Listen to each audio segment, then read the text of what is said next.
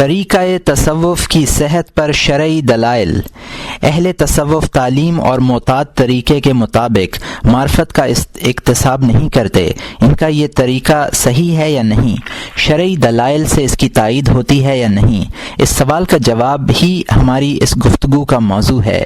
جس شخص کے دل میں بے خبری میں اور بطریق الہام کوئی امر منکشف ہو جائے وہ طریق صحت کی روح سے عارف کہلائے گا۔ جسے اس طرح کا کوئی الہام یا کشف نہ ہوا ہو اسے بھی اس پر ایمان لانا چاہیے، کیونکہ معرفت انسان کا فطری تقاضا ہے۔ اس پر شرعی دلائل بھی موجود ہیں اور تجربات و حکایات کے شواہد بھی۔ شرعی دلائل، چند شرعی دلائل یہ ہیں۔ ارشاد ربانی ہے والذین جاہدوا فینا لنہدینہم سبلنا، پارہ نمبر 21 رکوع نمبر 3 آیت نمبر 69۔ اور جو لوگ ہماری راہ میں مشقتیں برداشت کرتے ہیں ہم ان کو اپنے راستے ضرور دکھائیں گے۔ ہر وہ حکمت جس کا ظہور قلب سے عبادت پر مواظبت کی بنا پر تعلم کے بغیر ہو وہ کشف و الہام کے طریقے پر ہوتا ہے۔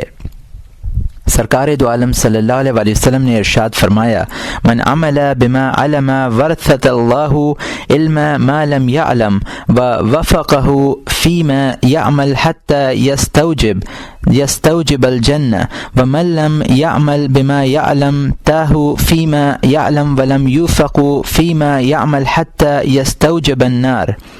جو شخص اپنے علم کے مطابق عمل کرتا ہے اللہ تعالیٰ اسے ان چیزوں کا علم عطا کرتا ہے جنہیں وہ نہیں جانتا اور اسے عمل خیر کی توفیق دیتا ہے یہاں تک کہ وہ سزاوار جنت ہو جائے۔ اور جو شخص اپنے علم کے مطابق عمل نہیں کرتا وہ اپنے علم میں حیران رہتا ہے اور اسے عمل میں خیر کی توفیق نہیں ہوتی یہاں تک کہ دوزخ کا مستحق ہو جائے۔ اللہ تعالیٰ نے فرمایا وَمَن يَتَّقِ اللَّهَ يَجْعَل لَّهُ مَخْرَجًا وَيَرْزُقْهُ مِنْ حَيْثُ لَا يَحْتَسِبُ، پارہ نمبر 28 رکوع نمبر 17 آیت نمبر 2۔ اور جو شخص اللہ سے ڈرتا ہے اللہ تعالیٰ اس کے لیے نجات کی شکل نکال دیتا ہے اور اس کو ایسی جگہ سے رزق پہنچاتا ہے جہاں اس کا گمان بھی نہیں ہوتا، یعنی اہل تقوی کو اشکالات اور شبہات سے نجات دیتا ہے اور بغیر اکتساب کے علم اور بغیر تجربے کے فطانت عطا فرماتا ہے۔ باری تعالیٰ کا ارشاد ہے یا ایھا الذین آمنوا ان تتقوا اللہ یجعل لکم فرقانا، پارہ نمبر 9 رکوع نمبر 18 آیت نمبر 29۔ اے ایمان والو اگر تم اللہ سے ڈرتے رہو گے تو وہ تم کو ایک فیصلے کی چیز دے گا۔ اس آیت میں فرقان سے مراد وہ نور ہے جس سے حق و باطل میں امتیاز کیا جاتا ہے اور جس کے ذریعے شکوک و شبہات کے اندھیروں سے نکلا جا سکتا ہے۔ یہی وجہ ہے کہ سرکار دو عالم صلی اللہ علیہ وآلہ وسلم اپنی اکثر دعاؤں میں نور کا سوال کیا کرتے تھے۔ ایک دعا کے الفاظ یہ ہیں اللہم اعطنی نورا وزدنی نورا واجعل لی فی قلبی نورا وفی قبری نورا وفی سمعی نورا وفی بصری نورا۔ یہ بخاری و مسلم کی حدیث ہے جس کو عبداللہ ابن عباس رضی اللہ تعالیٰ عنہ نے روایت کیا ہے۔ اے اللہ مجھے نور عطا فرما، میرا نور زیادہ کر، میرے قلب میں، میری قبر میں، میرے کانوں میں، میری آنکھوں میں نور کر دے، یہاں تک کہ آپ بال، کھال، گوشت، خون اور ہڈی میں بھی نور کی دعا فرماتے۔ ایک مرتبہ آپ سے افمن شرح اللہ صدرہ للاسلام فہو علی نور من ربہ کے حوالے سے شرح صدر کے معنی پوچھے گئے۔ آپ نے فرمایا یہاں شرح صدر سے مراد توسع اور کشادگی ہے، اس لیے کہ جب نور دل میں ڈالا جاتا ہے تو اس کے لیے سینہ کشادہ و فراخ ہو جاتا ہے۔ اور یہاں مترجم نے حاشیے میں لکھا ہے کہ یہ روایت مستدرک میں ابن مسعود رضی اللہ تعالیٰ عنہ سے منقول ہے اور احیاء العلوم کی کتاب العلم میں بھی گزر چکی ہے۔ اور یہاں مترجم کا حاشیہ ختم ہوتا ہے۔ آپ نے حضرت عبداللہ ابن عباس کے لیے یہ دعا فرمائی اللہم فقہہ فی الدین وعلمہ التاویل، اے اللہ اسے دین میں فقیہ بنا دے اور تفسیر آیات کا علم عطا فرما۔ اور یہاں مترجم نے حاشیے میں لکھا ہے کہ یہ روایت بخاری و مسلم میں ابن عباس رضی اللہ تعالیٰ عنہ سے منقول ہے۔ علم التاویل کی زیادتی احمد ابن حبان اور حاکم میں ہے۔ اور یہاں مترجم کا حاشیہ ختم ہوتا ہے۔ فہم کتاب تعلم سے نہیں آتا۔ آیت کریمہ یؤتی الحکمۃ من یشاء، پارہ نمبر 3 رکوع نمبر 5 آیت نمبر 269 دین کا فہم جسے چاہے دے دیتے ہیں میں بعض مفسرین کے نزدیک حکمت سے مراد کتاب اللہ کا فہم ہے۔ حضرت سلیمان علیہ السلام کے بارے میں فرمایا گیا فَفَهَّمْنَاهَا سُلَيْمَانَ پارہ نمبر 17 رکوع نمبر 6 آیت نمبر 79 سو ہم نے اس کی سمجھ سلیمان کو دے دی۔ حضرت سلیمان علیہ السلام کو جو باتیں از روئے کشف و الہام معلوم ہوئیں انہیں فہم سے تعبیر کیا گیا ہے۔ حضرت ابو درداء رضی اللہ تعالیٰ عنہ ارشاد فرماتے ہیں کہ مومن وہ ہے جو اللہ کے نور کی مدد سے پردے کے پیچھے چھپی ہوئی چیز دیکھ لے۔ خدا کی قسم یہ بات سچ ہے کہ اللہ تعالیٰ اہل ایمان کے دلوں میں حق بات ڈال دیتا ہے اور ان کی زبانوں پر جاری کر دیتا ہے۔ بعض اکابرین سلف فرماتے ہیں کہ مومن کا گمان کہانت ہے۔ سرکار دو عالم صلی اللہ علیہ وآلہ وسلم نے ارشاد فرمایا اتقوا فراست المؤمن فإنه ينظر بنور اللہ، یہ ترمذی کی حدیث ہے جس کو ابو سعید رضی اللہ تعالیٰ عنہ نے روایت کیا ہے۔ مومن کی فراست سے ڈرو اس لیے کہ وہ اللہ کے نور سے دیکھتا ہے۔ اس حقیقت کی طرف ان دونوں آیتوں میں اشارہ کیا گیا ہے۔ ان فی ذلک لآیات للمتوسمین پارہ نمبر 14 رکوع نمبر 5 آیت نمبر 75 اس میں کئی نشانیاں ہیں اہل بصیرت کے لیے۔ قد بینا الآیات لقوم یوقنون پارہ نمبر 1 رکوع نمبر 14 آیت نمبر 118 ہم نے تو بہت سی دلیلیں صاف صاف بیان کر دی ہیں مگر وہ ان لوگوں کے لیے مانے ہیں جو یقین چاہتے ہیں۔ حضرت حسن رضی اللہ تعالیٰ عنہ حضرت صلی اللہ علیہ وآلہ وسلم سے روایت کرتے ہیں العلم علمان فعلم باطن فی القلب فذلک هو العلم النافع، علم کی دو قسمیں ہیں، ایک علم باطنی ہے جو دل میں ہوتا ہے، یہی علم نفع دینے والا ہے۔ اور یہاں مترجم نے حاشیے میں لکھا ہے کہ یہ روایت بھی کتاب العلم میں گزر چکی ہے، اور یہاں مترجم کا حاشیہ ختم ہوتا ہے۔ کسی عالم سے باطنی علم کے بارے میں پوچھا گیا تو انہوں نے جواب دیا کہ یہ اللہ تعالیٰ کے اسرار میں سے ایک سر ہے جسے اللہ تعالیٰ اپنے محبوب دلوں میں ڈال دیتا ہے، نہ اس کی خبر کسی فرشتے کو ہوتی ہے اور نہ انسان کو۔ حضرت صلی اللہ علیہ وسلم ارشاد فرماتے ہیں ان من امتی محدثین و معلمین و مکلمین و ان عمر منہم، میری امت میں محدثین، معلمین اور متکلمین ہیں، عمر رضی اللہ تعالیٰ عنہ کا شمار بھی ان میں ہوتا ہے۔ باری تعالی نے فرمایا وما ارسلنا من قبلک من رسول ولا نبی پارہ نمبر 17 رکوع نمبر 14 آیت نمبر 52 اور ہم نے آپ سے قبل کوئی نبی کوئی رسول ایسا نہیں بھیجا آخر تک۔ حضرت عبداللہ ابن عباس رضی اللہ تعالیٰ عنہ اس آیت میں ولا محدث کا اضافہ کر کے پڑھتے تھے۔ محدث ملہم کو کہتے ہیں، اور ملہم وہ شخص ہے جس کے قلب میں اندرونی طور پر انکشافات ہوں، خارجی محسوسات کے راستے سے نہ ہوں۔ قرآن کریم نے صراحت کے ساتھ یہ اعلان کیا ہے کہ تقوی ہدایت اور کشف کی کنجی ہے۔ فرمایا وما خلق اللہ فی السماوات والارض لآیات لقوم یتقون پارہ نمبر 11 رکوع نمبر 6 آیت نمبر 6 اور اللہ تعالیٰ نے جو کچھ آسمانوں اور زمین میں پیدا کیا ہے ان سب میں ان لوگوں کے واسطے دلائل ہیں، ڈر ماننے والے اور ڈر مانتے ہیں۔ ھذا بیان للناس وہدی وموعظۃ للمتقین پارہ نمبر 4 رکوع نمبر 5 آیت نمبر 138 یہ بیان کافی ہے تمام لوگوں کے لیے اور ہدایت اور نصیحت ہے خاص خدا سے ڈرنے والوں کے لیے۔ ان آیات میں فکر، بیان، ہدایت، عبرت اور موعظت کو متقین کے ساتھ مخصوص فرمایا گیا۔ ابو یزید کہتے ہیں کہ وہ عالم نہیں ہے جو کسی کتاب سے کچھ یاد کر لے اور جب بھول جائے تو جاہل رہ جائے، بلکہ عالم وہ ہے جو اپنے رب سے جب چاہتا ہے درس و حفظ کے بغیر علم حاصل کر لیتا ہے، یہی علم ربانی ہے۔ اور اسی کی طرف اللہ تعالیٰ کے اس قول میں اشارہ کیا گیا ہے وَعَلَّمْنَا مِن لَّدُنَّا عِلْمًا پارہ نمبر 15 رکوع نمبر 21 آیت نمبر 65 اور ہم نے ان کو اپنے پاس سے علم سکھایا تھا۔ یوں تو تمام علوم باری تعالیٰ کی طرف سے ہیں، لیکن فرق یہ ہے کہ بعض لوگوں کو مخلوق کے واسطے سے تعلیم دی جاتی ہے، اسے علم لدنی نہیں کہتے۔ علم لدنی وہ علم کہلاتا ہے جو کسی خارجی معتاد سبب کے بغیر دل میں حاصل ہو جائے۔ اس طرح کے نقلی دلائل بے شمار ہیں، اگر ان سب کا احاطہ کیا جائے تو تنگ دامانی صفحات کا عذر پیش آ جائے۔ تجربات کی شہادت۔ اس سلسلے میں تجربات بھی اتنے زیادہ ہیں کہ ان کا احاطہ نہیں کیا جا سکتا۔ صحابہ رضوان اللہ علیہم اجمعین اور تابعین رحمہم اللہ تعالی اور بعد کے بہت سے بزرگوں کو اس کا تجربہ ہوا کہ بہت سے علوم باری تعالی کی طرف سے ظاہری اسباب کے بغیر براہ راست دلوں میں القاء کیے جاتے ہیں۔ چنانچہ حضرت ابو بکر رضی اللہ تعالی عنہ نے اپنی وفات کے وقت حضرت عائشہ رضی اللہ عنہا سے فرمایا تھا کہ تیرے 2 بھائی اور 2 بہنیں ہیں۔ اس وقت آپ کی اہلیہ حمل سے تھیں، بعد میں لڑکی پیدا ہوئی۔ حضرت ابو بکر رضی اللہ تعالی عنہ نے پیدائش سے پہلے ہی یہ جان لیا تھا کہ لڑکی ہوگی۔ حضرت عمر رضی اللہ تعالی عنہ نے مدینہ منورہ میں خطبہ دیتے ہوئے بآواز بلند کہا، یا ساریۃ الجبل الی الجبل، لشکر والو پہاڑ کی طرف چلے جاؤ۔ یہ واقعہ ایک جنگ کے موقع پر پیش آیا۔ حضرت عمر رضی اللہ تعالی عنہ نے از روئے کشف یہ بات معلوم کر لی تھی کہ دشمن مسلمانوں پر حملہ کرنا چاہتا ہے، اس لیے انہوں نے لشکر کو خبردار کیا اور اسے پہاڑ کی آڑ میں ہو جانے کا مشورہ دیا۔ اس آواز کا اتنے فاصلے پر پہنچنا اور لشکر والوں کا اسے سن لینا بھی عظیم کرامت ہے۔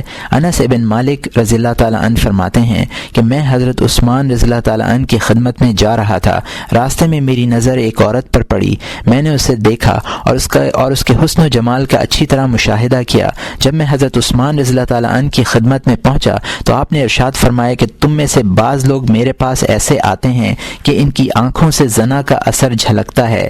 پھر مجھ سے مخاطب ہو کر فرمایا، کیا تجھے معلوم نہیں کہ آنکھ کا زنا دیکھنا ہے؟ یا تو توبہ کر ورنہ میں تجھے سزا دوں گا۔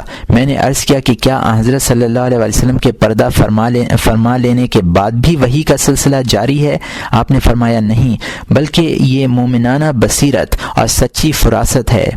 ابو سعید حزاز کہتے ہیں کہ میں مسجد حرام میں داخل ہوا، وہاں میری نظر ایک ایسے فقیر پر پڑی جس کے جسم پر 2 خرقے تھے۔ میں نے اپنے دل میں سوچا کہ یہ اور اس جیسے دوسرے لوگ بنی نوع انسان کے کاندھوں پر بوجھ کی حیثیت رکھتے ہیں۔ اس نے مجھے آواز دی اور یہ آیت پڑھی، وَأَعْلَمُوا أَنَّ اللَّهَ يَعْلَمُ مَا فِي أَنفُسِكُمْ فَاحْذَرُوهُ، پارہ نمبر 2 رکوع نمبر 14 آیت نمبر 235، اور یقین رکھو اس کا کہ اللہ تعالیٰ کو اطلاع ہے تمہارے دلوں کی بات کی، سو اللہ تعالیٰ سے ڈرتے رہا کرو۔ یہ آیت سن کر میں اپنے قصور پر نادم ہوا اور دل ہی دل میں اس گناہ کی معافی چاہی۔ اس شخص نے پھر مجھے مخاطب کیا اور اس مرتبہ یہ آیت پڑھ کر غائب ہو گیا، ہوا یقبل التوبۃ عن عبادہ، پارہ نمبر 11 رکوع نمبر 2 آیت نمبر 104، وہی اپنے بندوں کی توبہ قبول کرتا ہے۔ زکریہ ابن داؤد کہتے ہیں کہ ابو العباس ابن مسروق ابو الفضل ہاشمی کے گھر گئے۔ وہ اس وقت بیمار تھے، بیچارے کثیر العیال ہونے کے ساتھ ساتھ گزر بسر کے ظاہری اسباب سے بھی محروم تھے۔ جب ابو العباس ان کے پاس سے اٹھنے لگے تو انہوں نے دل میں سوچا کہ خداوند یہ شخص کہاں سے کھاتا ہوگا اور اس کے بچے کس طرح زندگی گزارتے ہوں گے۔ ابو العباس کہتے ہیں کہ ابھی میں یہ سوچ ہی رہا تھا کہ ابو الفضل ہاشمی نے چیخ کر کہا کہ ابو العباس خبردار، اس طرح کی بیہودہ بات آئندہ مت سوچنا، اللہ تعالیٰ کے مخفی الطاف و عنایات بھی ہوتے ہیں۔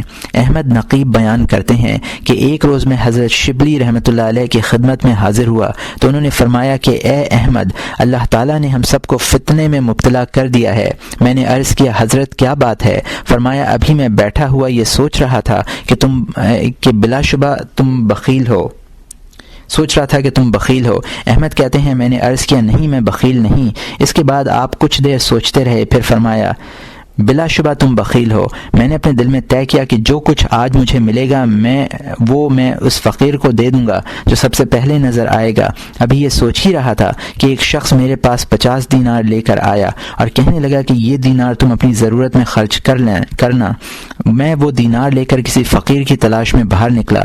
اتفاق سے پہلا فقیر مجھے ایک نائی کی دکان پر سر منڈاتے ہوئے نظر آیا۔ میں نے دینار کی تھیلی فقیر کی طرف بڑھائی۔ فقیر نے نائی کی طرف اشارہ کرتے ہوئے کہا کہ یہ مال اسے دے دو۔ میں نے کہا جناب یہ پوری 50 دینار ہیں۔ اس نے کہا پھر کیا بات ہے، ہم نے پہلے ہی کہہ دیا تھا کہ تم بخیل ہو۔ میں نے وہ تھیلی نائی کو دینی چاہی۔ نائی نے کہا کہ جب یہ فقیر ہمارے سامنے بیٹھے تھے تو ہم نے یہ عہد کر لیا تھا کہ ان سے اجرت نہیں لیں گے۔ میں نے وہ دینار دجلہ کی نظر کر دیے اور کہنے لگا کہ جو شخص تمہاری عزت کرتا ہے اللہ تعالیٰ اسے ذلیل کرتا ہے۔ حمزہ بن عبداللہ علوی رحمۃ اللہ علیہ کہتے ہیں کہ میں ابو الخیر تینانی کی دولت کدے پر حاضر ہوا۔ اس وقت میرے دل میں یہ خیال تھا کہ میں صرف سلام و دعا کے بعد واپس آ جاؤں گا، کھانا نہیں کھاؤں گا۔ جب میں ملاقات کے بعد باہر آیا تھا میں نے دیکھا کہ ابوالخیر تینانی میرے پیچھے پیچھے کھانا لیے چلے آ رہے ہیں۔ میں ٹھہر گیا۔ انہوں نے مجھ سے کہا، عزیز لو اب کھاؤ، میرے خیال میں تمہارا عہد میرے گھر نہ کھانے کا تھا، اب تم گھر سے باہر آ چکے ہو۔ ابوالخیر تینانی کی کرامات بڑی مشہور تھیں، چنانچہ ابراہیم رقی اپنا واقعہ بیان کرتے ہیں کہ میں ایک مرتبہ ان سے ملاقات کے لیے گیا۔ مغرب کی نماز انہوں نے پڑھائی۔ مجھے اس پر بڑی حیرت ہوئی کہ انہوں نے سورہ فاتحہ بھی صحیح طریقے سے نہیں پڑھی تھی۔ میں نے دل میں سوچا کہ میرا مقصد سفر فوت ہو گیا۔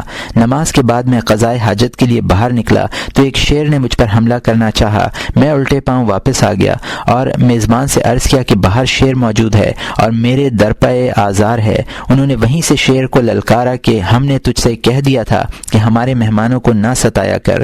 شیر نے ان کی آواز سنی تو سر پر پاؤں رکھ کر جنگل کی طرف بھاگا اور میں نے اطمینان کے ساتھ اپنی ضرورت پوری کی۔ واپس آیا تو انہوں نے مجھ سے کہا کہ تم نے اپنے ظاہر کو سیدھا کیا اس لیے تم شیر سے ڈرتے ہو، ہم نے اپنے باطن کو سیدھا کیا ہے اس لیے شیر ہم سے ڈرتا ہے۔ اس طرح کے واقعات بے شمار ہیں جن سے بزرگان امت اور صلحائے دین کی مومنانہ فراست کا ثبوت ملتا ہے۔ لوگوں کے دلوں کا حال جاننا، ان کے خیالات سے آگاہ کر دینا، حضرت خضر علیہ السلام سے ملنا اور گفتگو کرنا یا غیبی حوادث سننا اور مخفی اشارے سمجھنا، یہ سب وہ امور ہیں کہ ان کے بارے میں ان گنت حکایات زبان زد عوام و خواص ہیں، لیکن اس شخص کے لیے یہ واقعات و حکایات کافی نہیں ہیں جس کا شیوہ ہی انکار ہو۔ جب تک خود اس کے نفس میں اس کا مشاہدہ نہ ہوگا وہ ہر بات کا انکار کرتا رہے گا۔ دو ناقابل انکار دلیلیں۔ ہمارے پاس دو دلیلیں ایسی ہیں کہ ان کا انکار نہیں کیا جا سکتا۔ ان میں سے ایک کا تعلق عجیب و غریب سچے خوابوں سے ہے۔ ان خوابوں کے ذریعے غیب کی بہت سی باتیں منکشف ہو جاتی ہیں۔ اگر نیند کی حالت میں احوال منکشف ہو سکتے ہیں تو بیداری کی حالت میں منکشف ہونا بھی محال نہیں ہے، اس لیے کہ جس طرح نیند کی حالت میں حواس ساکن ہو جاتے ہیں اور ظاہری محسوسات میں مشغول نہیں رہتے، اسی طرح بعض اوقات بیداری کی حالت میں بھی آدمی کی توجہ سمٹ کر ایک نقطے پر مرتکز ہو جاتی ہے، نہ وہ آواز سنتا ہے، نہ کوئی حرکت محسوس کرتا ہے، نہ کسی چیز کی طرف دیکھتا ہے، بلکہ اپنی خیال و فکر میں پوری طرح محو رہتا ہے۔ دوسری دلیل یہ ہے کہ حضرت صلی اللہ علیہ وسلم نے مستقبل کے بارے میں بہت سی غیب کی خبریں بتلائیں، جیسا کہ قرآن و حدیث سے ثابت ہے۔ جب نبی غیب کی باتیں بتلا سکتا ہے تو غیر نبی کے لیے بھی اس کا امکان ہے، کیونکہ نبی اس شخص کو کہتے ہیں جس کو حقائق کے امور مکاشفہ سے معلوم ہو اور وہ مخلوق کی اصلاح میں مشغول ہو۔ یہ ممکن ہے کہ کوئی شخص ایسا ہو جس پر حقائق امور تو منکشف ہوں لیکن وہ اصلاح خلق میں مشغول نہ ہو۔ یہ شخص نبی نہیں کہلاتا بلکہ ولی کہلاتا ہے۔ جو شخص انبیاء پر ایمان رکھتا ہے اور سچے خوابوں کا اعتراف کرتا ہے اسے لامحالہ یہ اقرار بھی کرنا پڑے گا کہ قلب کے دو دروازے ہیں، ایک خارجی محسوسات کی طرف کھلتا ہے اور ایک عالم ملکوت کی طرف۔ یہ الہام القاء اور وحی کا دروازہ ہے۔ اگر ان دونوں دروازوں کا اقرار کر لیا تو اب یہ ممکن نہیں کہ وہ علوم کو تعلم اور تحصیل علم کے معتاد اسباب پر منحصر رکھے، بلکہ یہ بھی ہو سکتا ہے کہ بعض علوم مجاہدہ اور ریاضت کے نتیجے میں حاصل ہوں۔ خواب میں امور کا انکشاف کیوں ہوتا ہے اور فرشتے انبیاء اور اولیاء کے سامنے مختلف صورتوں میں کیوں آتے ہیں؟ ان دونوں سوالوں کا جواب قلب کے عجائب اسرار سے ہے اور یہ علم مکاشفہ کا موضوع ہے۔ اس موضوع سے متعلق جو کچھ یہاں بیان کیا گیا وہ مجاہدہ کی ترغیب کے لیے بہت کافی ہے۔ ایک صاحب کشف بزرگ فرماتے ہیں کہ مجھ سے فرشتوں یعنی کرامن کاتبین نے کہا کہ آپ اپنے ذکر خفی اور مشاہدہ توحید کا کچھ حال لکھ کر ہمیں دے دیں۔ ہم آپ کے اعمال لکھتے نہیں ہیں، اگر آپ لکھ دیں تو ہم وہی صحیفہ لے کر آسمان پر چلے جائیں۔ ہماری خواہش ہے کہ آپ اس عمل کی نشاندہی ضرور فرمائیں جس کے ذریعے آپ باری تعالیٰ کا تقرب حاصل کرتے ہیں۔ میں نے ان سے دریافت کیا کہ کیا تم فرائض بھی نہیں لکھتے؟ انہوں نے جواب دیا فرائض تو لکھتے ہیں۔ میں نے کہا بس تمہارے لیے اسی قدر لکھنا کافی ہے۔ معلوم ہوا کہ کرامن کاتبین بھی قلب کے اسرار سے واقف نہیں ہو پاتے، انہیں صرف ظاہری اعمال کا علم رہتا ہے۔ ایک بزرگ بزرگ کہتے ہیں کہ میں نے ایک ابدال سے مشاہدہ یقین کے بارے میں سوال کیا تو انہوں نے پہلے اپنی بائیں جانب دیکھ کر پوچھا، کیوں بھائی کیا کہتے ہو، اللہ تم پر رحم کرے، پھر دائیں جانب متوجہ ہوئے اور یہی الفاظ کہے۔ اس کے بعد مجھے ایسا عجیب و غریب جواب دیا جو اس سے پہلے میں نے کبھی نہیں سنا تھا۔ پھر میں نے ان سے دائیں اور بائیں کی طرف متوجہ ہونے کی وجہ معلوم کی۔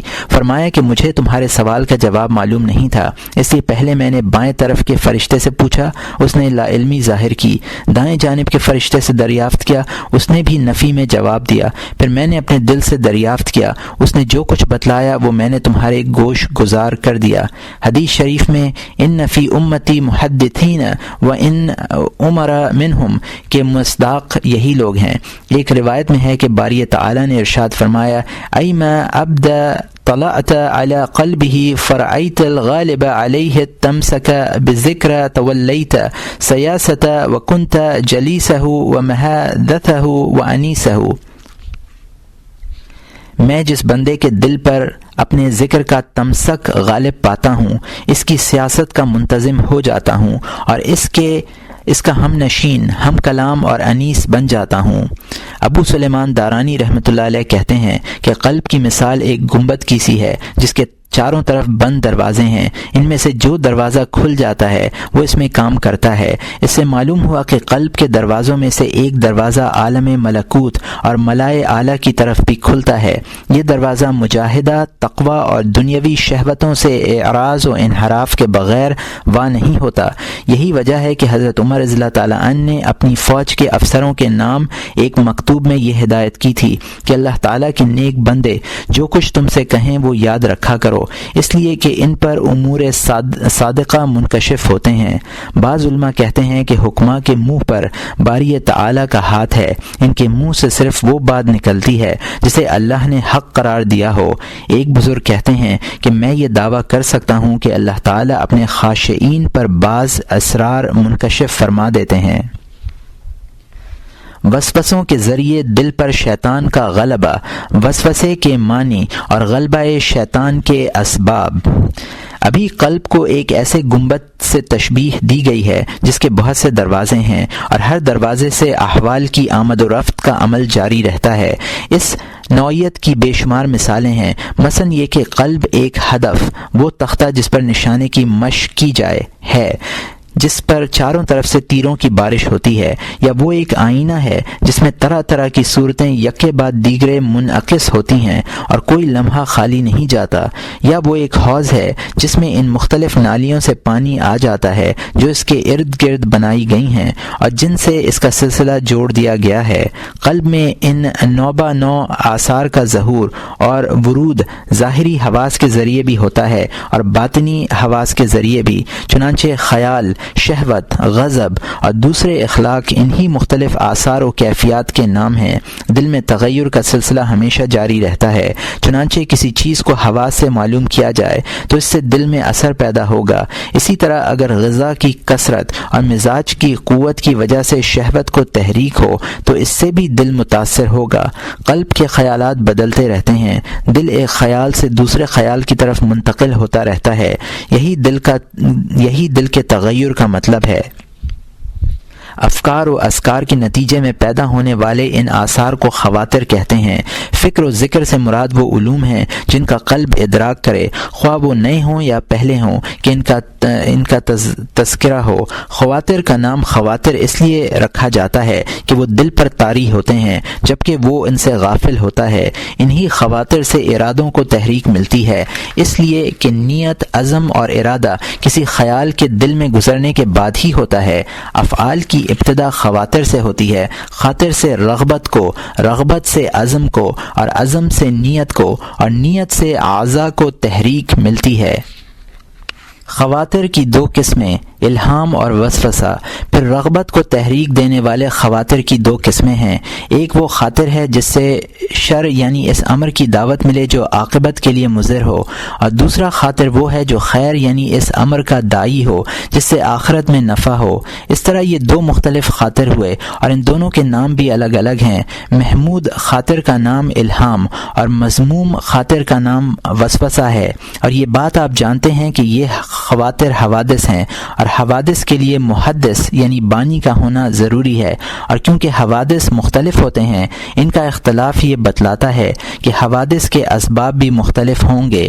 اسباب اور مسببات کی ترتیب میں سنت اللہ اس طرح جاری و ساری ہے، جیسا سبب ہوتا ہے ویسا ہی اس کا مسبب ہوتا ہے۔ چنانچہ اگر کسی کمرے میں آگ جلائی جائے اور اس کی روشنی سے کمرے کی دیواریں روشن اور دھوئیں سے چھت سیاہ ہو جائے تو یہ نہیں کہا جائے گا کہ اس چھت کی سیاہی کا سبب روشنی ہے۔ اسی طرح دل کے نور اور سیاہی کے اسباب بھی جداگانہ ہیں۔ اس خاطر کے سبب کا نام فرشتہ ہے جو داعی خیر ہے، اور اس خاطر کے سبب کو شیطان کہتے ہیں جو شر کا داعی ہے۔ وہ لطافت و رقت جس سے قلب میں خیر کے الہام کو قبول کرنے کی صلاحیت پیدا ہو جائے توفیق کہلاتی ہے، اور جس سے شیطانی وسوسوں کے قبول کرنے پر مدد ملے اسے خذلان کہتے ہیں۔ معانی کے اختلاف سے الفاظ بھی مختلف ہو جاتے ہیں۔ فرشتہ و شیطان، فرشتے سے مراد وہ مخلوق ہے جسے اللہ تعالیٰ نے خیر پھیلانے، علم کی روشنی عام کرنے، حق کا انکشاف کرنے، غیر کا وعدہ کرنے اور امر بالمعروف کے لیے پیدا کیا ہے۔ فرشتہ اپنے انہی کاموں کے لیے مسخر ہے، اور شیطان سے مراد وہ مخلوق ہے جو مذکورہ بالا امور میں فرشتے کی ضد ہو، یعنی وہ شر کا وعدہ کرے، برائیوں کی دعوت دے اور خیر پر آمادہ نظر آنے والے کو ڈرائے۔ اس سے معلوم ہوا کہ وسوسہ الہام کے مقابلے میں، شیطان فرشتے کے مقابلے میں، اور خذلان توفیق کے مقابلے میں ہے۔ اس آیت میں اسی کی طرف اشارہ ہے۔ وَمِن كُلِّ شَيْءٍ خَلَقْنَا زَوْجَيْن، پارہ نمبر 27 رکوع نمبر 2 آیت نمبر 49۔ اور ہم نے ہر چیز کو دو دو قسم بنائی، یعنی تمام موجودات ایک دوسرے کے مقابل اور جوڑے ہیں سوائے خداوند قدوس کے کہ وہ یکتا ہے، اس کا کوئی مقابل نہیں، وہ ایک ہے، برحق ہے اور تمام جوڑوں کا خالق ہے۔ فرشتہ اور شیطان دونوں ہی قلب کو اپنی اپنی طرف کھینچنے میں مصروف رہتے ہیں۔ چنانچہ روایت میں ہے کہ سرکار دو عالم صلی اللہ علیہ وسلم نے ارشاد فرمایا، فی القلب المتان لمت من الملک ایعاد بالخیر والتصدیق بالحق فمن وجد ذلك فلیعلم انه من اللہ سبحانہ والحمد للہ ولمت من العدو والایعاد بالشر والتکذیب بالحق ونہى عن الخیر فمن وجد ذلك فليستعذ بالله من الشيطان الرجيم۔ ثم تلا هذا الآية الشيطان يعدكم الفقر ويأمركم بالفحشاء۔ یہ ترمذی اور نسائی کی حدیث ہے جس کو ابن مسعود رضی اللہ تعالیٰ عنہ نے روایت کیا ہے۔ دل میں دو قربتیں ہیں، ایک فرشتے کی قربت ہے جس کا کام خیر کا وعدہ کرنا اور حق کی تصدیق کرنا ہے، جس کو یہ معلوم ہو تو اسے جان لینا چاہیے کہ یہ خدا تعالیٰ کی طرف سے ہے، اس پر خدا کا شکر ادا کرے۔ اور دوسری قربت شیطان کی ہے، اس کا کام حق کو جھٹلانا اور خیر سے منع کرنا ہے۔ جس شخص کو یہ معلوم ہو تو اسے شیطان مردود سے اللہ کی پناہ مانگنی چاہیے۔ اس کے بعد آپ نے یہ آیت تلاوت فرمائی، اور شیطان تمہیں فقر سے ڈراتا ہے اور برائیوں کا حکم دیتا ہے۔ حضرت حسن بصری رحمۃ اللہ علیہ ارشاد فرماتے ہیں کہ دو ہم قصد و ارادہ دل کے ارد گرد پھرتے ہیں، ایک ہم اللہ تعالیٰ کی طرف سے ہوتا ہے اور ایک دشمن کی طرف سے۔ اللہ تعالیٰ اس بندے پر رحم فرمائے جو اپنے ہم کے وقت توقف کرے، اور اگر وہ ہم اللہ تعالیٰ کی طرف سے ہو تو اسے جاری کرنا چاہیے، اس پر عمل کرنا چاہیے، اور دشمن کی طرف سے ہو تو اس کے خلاف جہاد کرنا چاہیے۔ حدیث شریف میں انہی دو قابضوں کی کھینچا تانی کی طرف اشارہ ہے۔ قلب المؤمن بین اصبعین من اصابع الرحمن، مومن کا دل اللہ تعالیٰ کی دو انگلیوں کے درمیان ہے۔ اللہ تعالیٰ اس سے برتر و بلند ہے کہ اس کی کوئی انگلی گوشت، پوست، خون اور ہڈی سے بنی ہوئی ہو، بلکہ انگلی سے یہاں مراد یہ ہے کہ جس طرح آدمی انگلیوں کے ذریعے جلدی جلدی کام کرتا ہے اور تیزی کے ساتھ الٹ پلٹ کرتا ہے، حرکت دیتا ہے، اسی طرح باری تعالیٰ بھی فرشتے اور شیطان کو مسخر کر کے ان سے جلد جلد کام لیتا ہے۔ یہ دونوں قلوب کو الٹنے پلٹنے کے لیے مسخر ہیں، جس طرح تمہاری انگلیاں جسموں کو الٹنے پلٹنے کے لیے مسخر ہیں۔ قلب اپنی فطرت کے لحاظ سے فرشتے اور شیطان دونوں ہی کے آثار مساوی طور پر قبول کرنے کی صلاحیت رکھتا ہے، کسی ایک کو دوسرے پر ترجیح حاصل نہیں، البتہ نفسانی خواہشات کی اتباع اور ان کی مخالفت سے کسی ایک جانب کو ترجیح ہوتی ہے۔ چنانچہ اگر انسان غضب اور شہوت کے تقاضوں پر عمل کرے گا تو ہوائے نفس کے واسطے سے شیطان غالب آ جائے گا اور دل اس کا گھونسلہ یا اس کا ملجا اور ماوا ہوگا، اس لیے کہ ہوائے نفس شیطانی چراگاہ ہے۔ اگر کسی نے خواہشات کے خلاف جہاد کیا اور انہیں اپنے نفس پر مسلط نہ ہونے دیا اور ملائکہ کے اخلاق سے مشابہت اختیار کی تو اس کا قلب ملائکہ کا مستقر اور ان کی منزل قرار پائے گا۔ جس دل میں شہوت، غضب، حرص، طمع اور طول عمل وغیرہ شیطانی صفات ہوں، وہ دل ہر حالت میں شیطانی وسوسوں کی جولان گاہ ہوگا۔ حدیث شریف میں ہے ما منکم من احد الا وله شیطان قالوا انت یا رسول اللہ قال وانا الا ان اللہ اعاننی علیہ فسلم فلا یأمر الا بخیر۔ یہ مسلم کی حدیث ہے جس کو عبداللہ ابن مسعود رضی اللہ تعالیٰ عنہ نے روایت کیا ہے۔ تم میں سے ہر شخص پر ایک شیطان مقرر ہے۔ صحابہ نے عرض کیا اور آپ پر بھی یا رسول اللہ؟ فرمایا ہاں مجھ پر بھی، لیکن اللہ تعالیٰ نے اس پر میری مدد فرمائی، وہ مسلمان ہو گیا، وہ سوائے خیر کے مجھے کچھ نہیں کہتا۔ شیطان شہوت کو اپنے تصرفات کا ذریعہ بناتا ہے۔ جس شخص کو اللہ تعالیٰ اس کی شہوت پر مدد دے اور وہ شہوت اس کی اس قدر متی ہو جائے کہ مناسب حدود کے سوا اس کا ظہور نہ ہو تو وہ شر کی داعی نہیں ہوتی، اور نہ شیطان ہی کا یہ بس چلتا ہے کہ وہ اس شہوت کو اپنے مقاصد میں استعمال کر سکے۔ شیطان کے لیے دلوں میں وسوسے ڈالنے کی گنجائش اسی وقت ہوتی ہے جب ان پر دنیا کا ذکر اور نفس کی خواہش غالب ہوتی ہے۔ اگر دل ذکر اللہ کی طرف پھر جائے تو شیطان کے لیے رخت سفر باندھنے کے علاوہ کوئی دوسرا راستہ نہیں رہتا اور وسوسے پھیلانے کی گنجائش باقی نہیں رہتی۔ اس وقت فرشتہ آتا ہے اور خیر کا امر کرتا ہے۔ فرشتوں اور شیطانوں کے دونوں لشکر ہمیشہ اسی طرح برسر پیکار رہتے ہیں، اور یہ کشمکش اس وقت تک جاری رہتی ہے جب تک دل ان میں سے کسی ایک کا متی اور مفتوح نہیں ہو جاتا۔ اس صورت میں دل فاتح کا مسکن اور مستقر بن جاتا ہے۔ حریف کا گزر اگر ہوتا بھی ہے تو حملہ آور کی حیثیت سے ہوتا ہے، قابض اور فاتح کی حیثیت سے نہیں۔ افسوس، صد افسوس، اکثر دلوں کو شیاطین نے اپنی ریشہ دوانیوں کے لیے مسخر کر رکھا ہے۔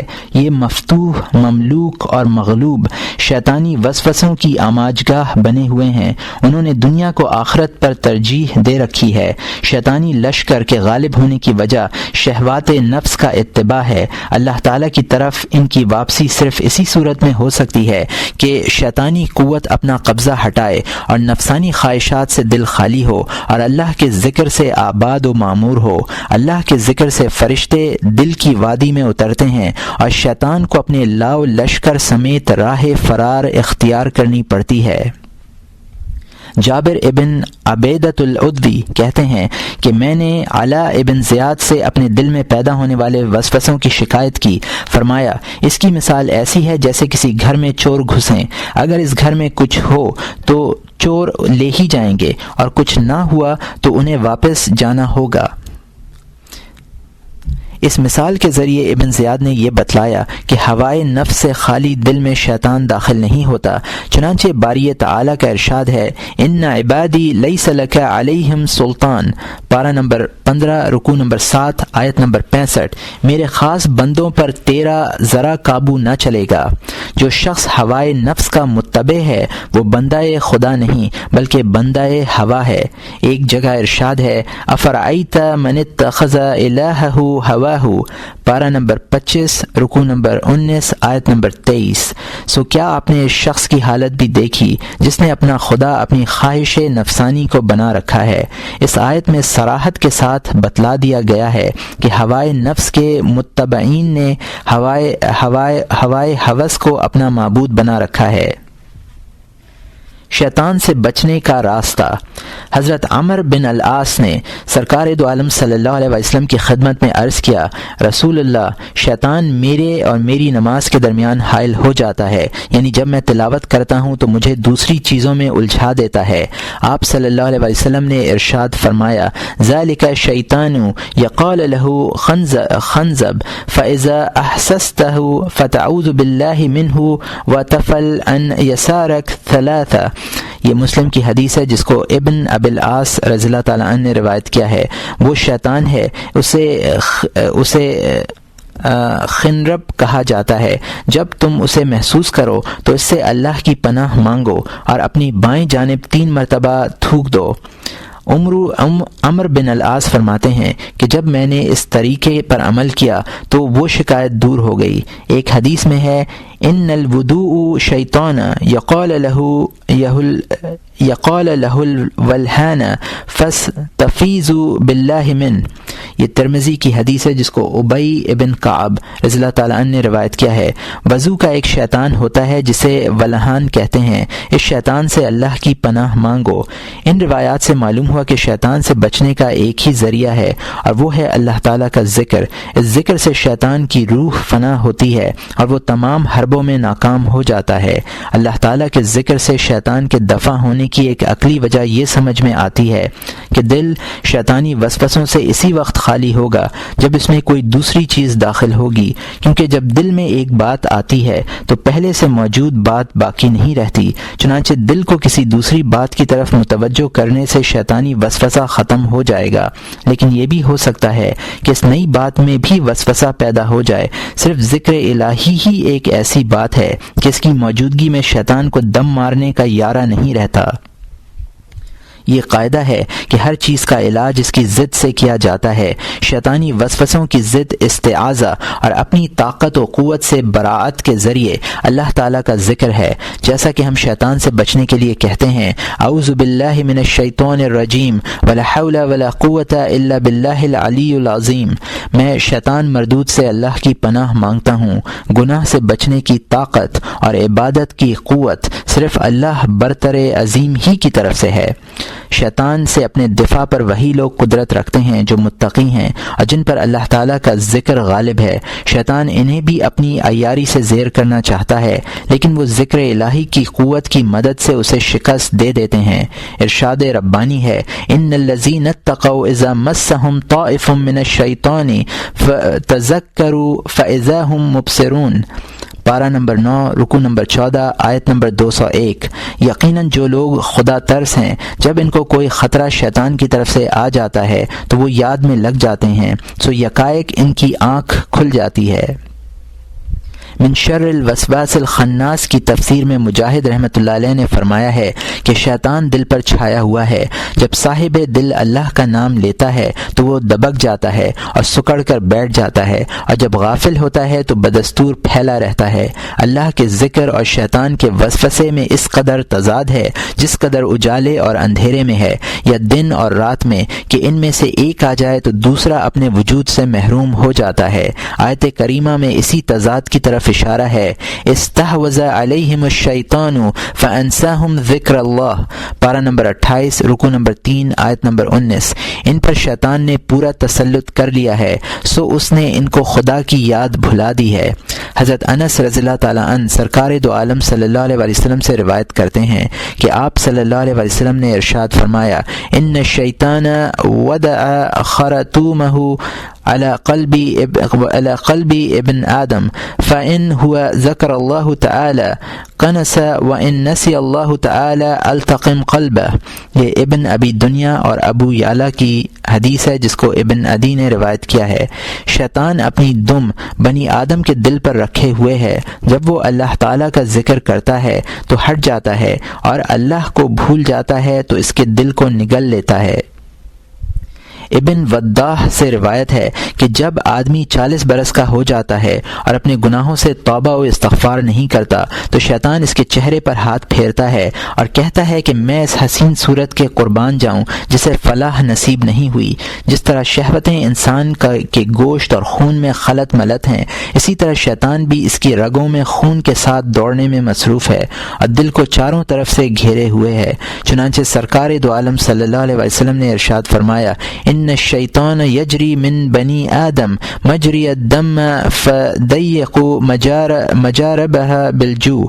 شیطان انسان کے جسم میں خون کے ساتھ ساتھ گردش کرتا ہے، اس کے پھرنے کی جگہوں کو بھوک سے تنگ کرو۔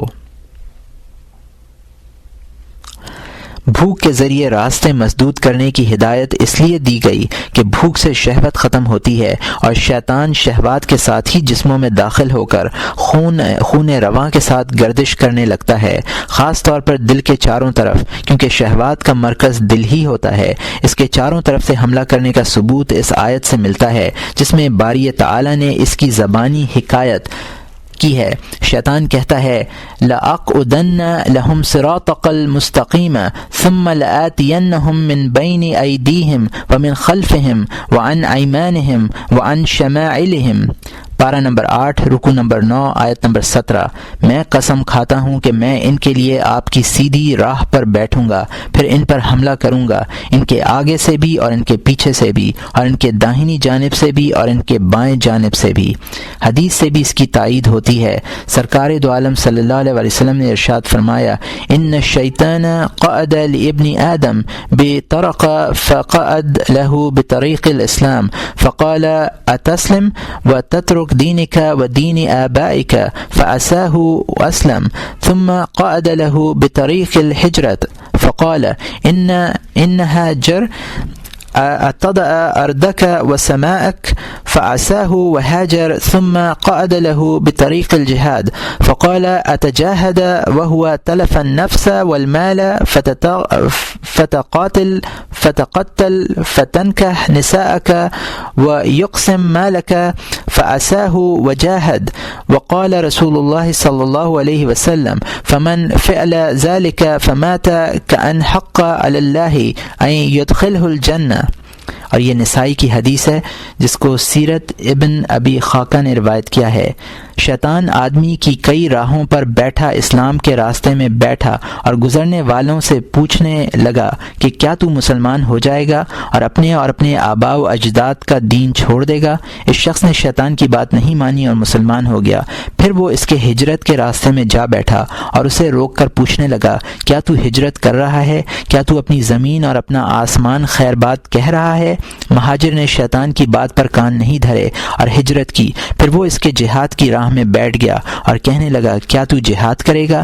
جہاد میں جان اور مال دونوں ہی کا ضیاع ہے۔ تو جنگ کرے گا، قتل کر دیا جائے گا، تیرے بعد لوگ تیری بیویوں سے نکاح کریں گے اور تیرا مال تقسیم کیا جائے گا۔ مگر مجاہد نے اس کا کہنا نہیں مانا اور جہاد کیا۔ اس کے بعد حضرت صلی اللہ علیہ وسلم نے فرمایا کہ جس شخص نے ایسا کیا اور مر گیا، اللہ تعالیٰ اسے جنت میں ضرور داخل کریں گے۔ حضرت صلی اللہ علیہ وسلم کے اس ارشاد کے بموجب وسوسے یہی خواطر ہیں جو شیطان کے بہکانے سے آدمی کے دل میں گزرتے ہیں کہ جہاد میں مارا گیا تو میری بیویاں دوسروں کے نکاح میں آ جائیں گی، میرا مال تقسیم ہو جائے گا، یا ہجرت کروں گا تو مجھ سے میرا پیارا وطن چھوٹ جائے گا، یا اسلام لاؤں گا تو اپنے دین اور آباء و اجداد کے دین کو چھوڑنا پڑے گا، وغیرہ وغیرہ۔ یہ خواطر سب کو معلوم ہے، وسوسے سے بھی ہر شخص واقف ہے، اور یہ بات بھی علم میں آ چکی ہے کہ ان خواطر اور وساوس کا سبب شیطان ہے۔ جہاں تک ان خواطر اور وساوس کا تعلق ہے، کوئی شخص ان سے خالی نہیں ہو سکتا، جیسا کہ حدیث میں ہے، ما من احد لا وله شیطان، ہر شخص کے لیے ایک شیطان ہے۔ اگر کوئی فرق ہے تو صرف اس قدر کہ بعض لوگ شیطان کی مخالفت کرتے ہیں اور بعض لوگ اس کی اتباع کرتے ہیں۔ شیطان کیا ہے؟ یہاں کچھ لوگ شیطان کی ماہیت کا سوال اٹھا سکتے ہیں کہ آیا وہ جسم لطیف رکھتا ہے یا اس کا کوئی جسم ہی نہیں ہے؟ نیز اگر وہ جسم ہے تو انسان کے جسم میں کس طرح گھس جاتا ہے اور اس کی رگوں میں کیسے دوڑتا ہے؟ شیطان کی ماہیت اور کیفیت کا تعلق علم معاملہ سے نہیں ہے۔ اس طرح کے سوالات اٹھانے والے شخص کی مثال ایسی ہے جیسے کسی شخص کے بدن میں سانپ گھس جائے تو وہ اسے نکالنے کی فکر کے بجائے اس کی شکل، رنگ، لمبائی اور چوڑائی کے قصے لے کر بیٹھ جائے۔ یہ جہالت محض ہے۔ شیطان تمہارا دشمن ہے، اس کی دشمنی کھلی کتاب کی طرح واضح ہے۔ تمہیں اس کے خلاف مصروف جہاد ہونا چاہیے۔ وہ تمہارے جسموں میں، دلوں میں، رگوں میں چھپا بیٹھا ہے، تمہیں اسے نکالنے کی فکر کرنی چاہیے۔ اللہ تعالیٰ نے اپنی کتاب میں شیطان کی عداوت کا ذکر متعدد بار کیا ہے۔ فرمایا ان الشیطان لکم عدو فاتخذوہ عدوا انما یدعو حزبہ لیکونوا من اصحاب السعیر۔ پارہ نمبر 22 رکوع نمبر 13 آیت نمبر 6۔ بے شک یہ شیطان تمہارا دشمن ہے، سو تم اس کو اپنا دشمن سمجھتے رہو۔ وہ تو اپنے گروہ کو محض اس لیے باطل کی طرف بلاتا ہے تاکہ وہ لوگ دوزخیوں میں سے ہو جائیں۔ الم اعہد الیکم یا بنی آدم الا تعبدوا الشیطان انہ لکم عدو مبین۔ پارہ نمبر 23 رکوع نمبر 3 آیت نمبر 60۔ اے اولاد آدم، کیا میں نے تم کو تاکید نہیں کر دی تھی کہ تم شیطان کی عبادت نہ کرنا؟ وہ تمہارا صریح دشمن ہے۔ انسان کو چاہیے کہ وہ اپنے آپ کو اس دشمن سے بچائے۔ یہ نہ پوچھے کہ وہ دشمن کہاں کا رہنے والا ہے، اس کا نسب کیا ہے، اس کا رنگ کیسا ہے۔ پوچھنا ہی ہے تو یہ پوچھے کہ دشمن کس طرح حملہ کرتا ہے، اس کے پاس کون کون سے ہتھیار ہیں اور وہ اپنے دشمن کو زیر کرنے کے لیے کن تدابیر پر عمل کرتا ہے۔ یہ پہلے بتلایا جا چکا ہے کہ دشمن کے ہتھیار نفس کی خواہشات ہیں اور وہ انہی خواہشات کے زور پر جسم کی مملکت میں اندر تک چلا جاتا ہے اور وساوس کی تدبیروں سے کمزور ایمان والوں کو شکست دے دیتا ہے۔ شیطان کے حملوں سے بچنے کی تدبیر بھی بیان کر دی گئی ہے اور اس ہتھیار کا ذکر بھی کر دیا گیا ہے جسے دیکھ کر شیطان کی ہمت جواب دے دیتی ہے اور وہ میدان جنگ سے راہ فرار اختیار کرنے پر مجبور ہو جاتا ہے۔ عوام تو پھر عوام ہیں، ہم علماء کو بھی اس سے زیادہ جاننے کی اجازت نہیں دیں گے۔ شیطان کی ذات و صفات کی معرفت اور ملائکہ کی حقیقت کا علم عارفین کا کام ہے۔ یہ لوگ علم مکاشفہ میں مستغرق رہتے ہیں۔ خواطر کی قسمیں۔ خواطر کی 3 قسمیں ہیں۔ اول وہ جو یقینی طور پر خیر کے داعی ہوں، ان خواطر کو کسی تردد کے بغیر الہام کہا جا سکتا ہے۔ دوم وہ جو یقینی طور پر شر کی دعوت دیتے ہیں، ان خواطر کو شیطانی وسوسہ کہنے میں کسی شبے کی ضرورت نہیں ہے۔ سوم وہ جو الہام اور وسوسہ کے درمیان ہوں، یعنی ان کے متعلق قطعیت کے ساتھ یہ نہ کہا جا سکتا ہو کہ یہ فرشتے کی طرف سے ہیں یا شیطان کی طرف سے، اس لیے کہ شیطان کے فریب کی ایک صورت یہ بھی ہے کہ وہ شر کو خیر بنا کر پیش کرتا ہے۔ اس میں امتیاز کرنا بڑا مشکل ہے۔ اکثر لوگ اس فریب کا شکار ہو کر ہلاک ہو جاتے ہیں۔ مثلا وہ عالم کو نصیحت کے پیرائے میں کہتا ہے کہ لوگوں کو دیکھو، جہالت انہیں موت کی طرف دھکیل رہی ہے اور غفلت ہلاکت سے قریب کر رہی ہے۔ وہ دوزخ کے کنارے تک پہنچ چکے ہیں، قریب ہے کہ خدائی قہر کی آگ انہیں اپنی لپیٹ میں لے لے۔ کیا تمہیں اللہ کے ان بندوں پر رحم نہیں آتا کہ انہیں اپنی قیمتی نصائح اور عالمانہ مواعظ کے ذریعے ہلاکتوں سے نجات دلاؤ؟ اللہ تعالیٰ نے تمہیں بصیرت، فراست اور درد مندی جیسے اوصاف سے نوازا ہے۔ تمہاری زبان میں کشش ہے، تمہارا لہجہ مقبول ہے، تمہارے الفاظ میں ایمان کی روشنی ہے۔ تم کیوں اللہ تعالیٰ کی نعمتوں کی ناقدری کر رہے ہو؟ ایسا نہ ہو کہ تمہیں اس ناقدری کی سزا ملے اور تم باری تعالیٰ کی ناراضگی مول لو۔ ہو سکتا ہے کہ تم سزا کے طور پر اشاعت علم اور دعوت اللہ کی صلاحیت سے محروم کر دیے جاؤ۔ یہ اور اس طرح کی دوسری نصیحتیں وہ اتنی بار کرتا ہے کہ عالم کا دل متاثر ہوئے بغیر نہیں رہتا۔ بالآخر وہ وعظ گوئی کے میدان میں قدم رکھتا ہے اور اپنی خلوت سے نکل کر لوگوں کے مجمع میں آ جاتا ہے۔ اب شیطان اسے یہ فریب دیتا ہے کہ کوئی بات اس وقت تک اچھی طرح دلوں پر اثر انداز نہیں ہوتی جب تک کہنے والا خوش وضع خوش لباس اور خوش گلو نہ ہو، مقرر بیچارہ اس فریب میں بھی آ جاتا ہے۔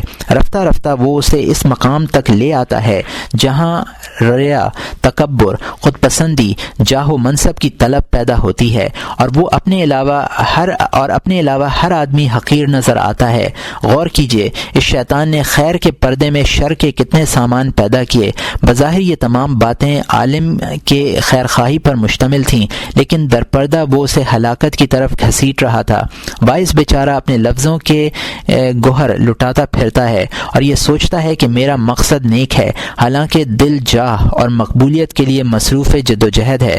وہ سمجھتا ہے کہ اس کی کوششیں بارآور ہوں گی اور اسے آخرت میں کوئی بلند مرتبہ نصیب ہوگا، حالانکہ وہ ان لوگوں میں سے ہے جن کے متعلق سرکار دو عالم صلی اللہ علیہ وسلم نے ارشاد فرمایا، ان اللہ لیوید ھذا الدین بقوم لا خلاق لهم ان اللہ لیوید ھذا الدین بالرجل الفاجر۔ اللہ تعالیٰ نے اس دین کی ایسے لوگوں سے تائید کرائے گا جن کا دین میں کچھ حصہ نہ ہوگا، اور اللہ تعالیٰ اس دین کی فاجر شخص سے تائید کرائے گا۔ روایات میں ہے کہ ابلیس ملعون حضرت عیسیٰ علیہ السلام کے سامنے کسی شخص کی صورت بنا کر آیا اور ان سے کہنے لگا کہ لا الہ الا اللہ کہو۔ حضرت عیسیٰ نے جواب دیا کہ اگرچہ یہ کلمہ حق ہے لیکن میں تیرے کہنے سے نہیں کہوں گا۔ آپ کے انکار کی وجہ یہی تھی کہ اس کا خیر بھی تلبیسات سے خالی نہیں ہوتا، اور شیطان کی تلبیسات خیر اتنی زیادہ ہیں کہ ان کا احاطہ بھی نہیں کیا جا سکتا۔ ان تلبیسات کے سبب وہ تمام علماء، عباد، زہاد، فقراء اور اغنیاء ہلاک ہو جاتے ہیں جو کھلا شر کسی حالت میں پسند نہیں کرتے اور نہ وہ گناہوں کے ارتکاب پر راضی ہوتے ہیں۔ ہم شیطان کی فریب کاریوں کے کچھ نمونے چوتھی جلد کی کتاب الغرور میں پیش کریں گے، اور اگر ہمیں زمانے نے مہلت دی اور عمر نے وفا کی تو ہم خاص طور پر اس موضوع پر تلبیس ابلیس کے عنوان سے ایک کتاب تصنیف کرنے کا ارادہ بھی رکھتے ہیں۔ ہر جگہ، ہر ملک اور ہر قوم میں ہر شخص اس کی تلبیس کا شکار ہے۔ خاص طور پر عقائد اور فقہی مذاہب کے سلسلے میں اس نے تلبیس کی انتہا کر دی۔ اب خیر اور نیکی صرف رسمی چیز بن کر رہ گئی۔ انسان کے لیے ضروری ہے کہ اپنے ہر خیال اور ہر ارادے پر توقف کرے، اس کے اچھے برے پہلوؤں کا جائزہ لے اور یہ دیکھے کہ وہ ارادہ یا خیال شیطانی واہمہ ہے یا ملکوتی الہام۔ اس سلسلے میں زیادہ سے زیادہ تأمل کرے اور غور و فکر کی تمام تر صلاحیت استعمال کرے، کیونکہ یہ بات علم کی کثرت، بصیرت کی گہرائی اور تقوی کے بغیر معلوم نہیں ہوتی۔ جیسا کہ ارشاد باری ہے، اذا مسہم طائف من الشیطان تذکروا فاذا ہم مبصرون، پارہ نمبر 9 رکوع نمبر 14 آیت نمبر 201۔ جب ان کو کوئی خطرہ شیطان کی طرف سے آتا ہے تو وہ یاد میں لگ جاتے ہیں، سو یکایک ان کی آنکھ کھل جاتی ہے، یعنی وہ ان حالات میں اپنے دلوں کو ٹٹولتے ہیں اور باطن کا نور انہیں جہل کے اندھیروں سے نکال دیتا ہے۔ کشف و بصیرت کی مدد سے تمام عقدے کھل جاتے ہیں۔ تقوی سے محروم شخص اپنی نفسانی خواہشات کے دباؤ میں شیطانی فریب کو خیر سمجھ کر قبول کر لیتا ہے اور غیر شعوری طور پر تباہی کے راستے پر چل پڑتا ہے۔ اسی طرح کے لوگوں کے متعلق قرآن پاک میں ارشاد فرمایا گیا ہے، وَبَدَا لَهُم مِّنَ اللَّهِ مَا لَمْ يَكُونُوا يَحْتَسِبُونَ، پارہ نمبر 24 رکوع نمبر 2 آیت نمبر 47۔ اور خدا کی طرف سے ان کو وہ معاملہ پیش آئے گا جس کا ان کا گمان بھی نہ تھا، یعنی جن اعمال کو وہ حسنات یعنی نیکیاں سمجھتے تھے وہ سیئات یعنی برائیاں ہوں گی۔ شیطانی فریب کا علم حاصل کرنا فرض عین ہے۔ علم معاملہ میں سب سے اہم اور غامض بات یہ ہے کہ نفس کے فریبوں اور شیطان کی مکاریوں کی اطلاع رکھے، اور یہ ہر شخص پر فرض ہے، لیکن لوگ اس فرض کی ادائیگی سے غافل ہیں اور ایسے علوم کی تحصیل میں مصروف ہیں جن سے وسوسے کو تحریک ملے اور شیطان کو اپنا تسلط باقی رکھنے کا موقع فراہم ہو، اور وہ ان علوم میں لگ کر شیطان کی عداوت اور اس سے بچنے کا طریقہ بھول جائیں۔ وسوسوں کی کثرت سے نجات کی صرف یہی صورت ہے کہ خواطر کے دروازے بند کر دیے جائیں۔ خواطر کے دروازے ظاہر میں حواس خمسہ اور باطن میں شہوات اور دنیاوی علائق میں تنگ و تاریک گھر میں گوشہ نشینی اختیار کرنے سے حواس خمسہ کی گزرگاہیں مسدود ہوتی ہیں، اور اہل و مال اور اہل و مال سے دوری شہوت اور دنیا کی محبت کم کرتی ہے۔ اس صورت میں صرف تخیلات کے دروازے کھلے رہیں گے۔ ان دروازوں پر ذکر الہی کا پہرا مقرر کیا جا سکتا ہے۔ بعض اوقات وہ پہرے دار کی آنکھ بچا کر دل کے اندر داخل ہونے میں کامیاب ہو جاتا ہے، اور اگر ایسا ہو تو اس چور کے خلاف سخت مجاہدے کی ضرورت ہے، اور یہ مجاہدہ کبھی ختم نہیں ہوتا بلکہ زندگی کے آخری سانس تک جاری رہتا ہے، اس لیے کہ زندہ شخص کبھی شیطان سے بچ کر نہیں رہ سکتا۔ وہ ہر لمحہ طاق میں رہتا ہے اور موقع پاتے ہی حملہ کر دیتا ہے۔ اس دشمن کے خلاف ہر وقت چوکنا رہنے کی ضرورت ہے۔ بعض اوقات انسان اپنے دشمن کو زیر کر لیتا ہے اور مجاہدے سے اس کے شر کا قلع قمع کر دیتا ہے، لیکن یہ شکست دائمی نہیں ہوتی، وقتی ہوتی ہے۔ موقع ملتے ہی وہ پھر حملہ کر دیتا ہے۔ جب تک جسم میں خون رواں دواں ہے، شیطان کے خلاف جہاد کا جاری رہنا ضروری ہے۔ قلب کے شہر پناہ کے دروازے زندگی بھر شیطان کے لیے کھلے رہتے ہیں، کبھی بند نہیں ہوتے، اور یہ شہوت، غضب، حسد، طمع اور حرص وغیرہ قلب کے دروازے ہیں۔ ان قریب ان کا بیان آئے گا۔ جب شہر کا دروازہ کھلا ہوا ہو اور دشمن چوکنا ہو تو اس کا دفاع صرف مجاہدے اور نگرانی ہی کے ذریعے ممکن ہے۔ ایک شخص نے حضرت حسن بصری رحمۃ اللہ علیہ سے دریافت کیا کہ ایس ابو سعید، شیطان سوتا بھی ہے؟ فرمایا اگر وہ سو جایا کرے تو ہمیں آرام کے چند لمحے میسر نہ آ جائیں؟ بہرحال بندہ مومن شیطان سے بچ کر تو نہیں گزر سکتا، البتہ اسے شکست دے کر یا اس کی قوت کمزور کر کے اپنا دفاع ضرور کر سکتا ہے۔ رسول اکرم صلی اللہ علیہ وسلم فرماتے ہیں ان المؤمن ینزع شیطانہ کما ینزی احدکم بعیرہ فی سفری۔ یہ احمد کی حدیث ہے جس کو ابو ہریرہ رضی اللہ تعالیٰ عنہ نے روایت کیا ہے۔ بندہ مومن شیطان کو اتنا لاغر و کمزور کر دیتا ہے جتنا تم اپنے اونٹ کو سفر میں بوجھ لاد لاد کر لاغر کر دیتے ہو۔ حضرت عبداللہ ابن مسعود رضی اللہ تعالیٰ عنہ فرماتے ہیں کہ مومن کا شیطان کمزور ہوتا ہے۔ قیس بن الحجاج کہتے ہیں کہ مجھ سے میرے شیطان نے کہا کہ جب میں تمہارے اندر داخل ہوا تھا تو اونٹ کی طرح تھا اور اب چڑیا جیسا ہوں۔ میں نے اس سے اس کی وجہ پوچھی، اس نے کہا تم ذکر اللہ کی آنچ سے میرا جسم پگھلاتے رہتے ہو۔